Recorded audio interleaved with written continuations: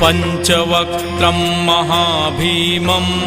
त्रिपञ्चनयनैर्युतं बाहुभिर्दशभिर्युक्तं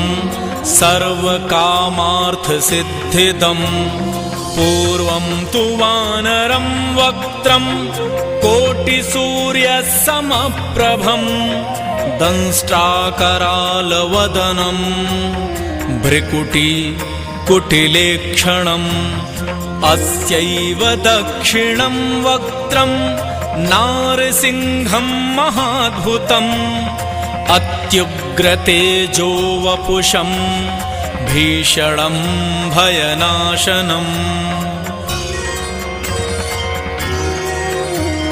पश्चिमं गारुडं वक्त्रं वक्रतुण्डं महाबलं सर्वनागप्रशमनम्